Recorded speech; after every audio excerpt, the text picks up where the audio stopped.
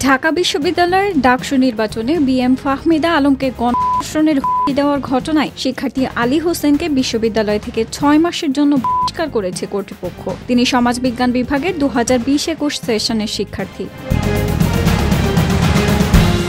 এর আগে গত সোমবার রাতে আলী হোসেনের বিরুদ্ধে ব্যবস্থা গ্রহণ করতে বিশ্ববিদ্যালয়ের প্রক্টর সহযোগী অধ্যাপক সাইফুদ্দিন আহমেদ বরাবর লিখিত অভিযোগ দেন ঢাবি শাখা ছাত্র শিবিরের সভাপতি এস.এম. ফরহাদ। ওই লিখিত অভিযোগের প্রেক্ষিতে ৩ সদস্যের সত্যানুসন্ধান তদন্ত কমিটি গঠন করে বিশ্ববিদ্যালয় প্রশাসন।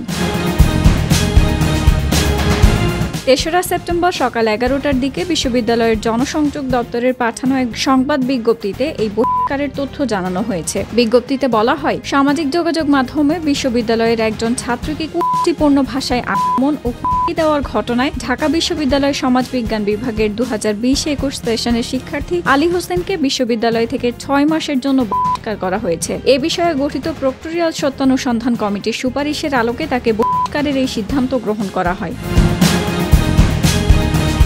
এতে আরও বলা হয়, এটি বিশ্ববিদ্যালয় অর্ডারে প্রদত্ত প্রক্টরের এখতিয়ারভুক্ত সর্বোচ্চ শাস্তি। তার শ্রেণী রোল ৫৪ এবং রেজিস্ট্রেশন নম্বর ২০২০-২১২-৭৬৮। সে শহীদ সার্জেন্ট জহুরুল হক হলের শিক্ষার্থী। একই সঙ্গে আলী হোসেনের বিরুদ্ধে আনীত অভিযোগটি বিশ্ববিদ্যালয়ের যৌন বিষয়ক কমিটিতে প্রেরণ করা হয়।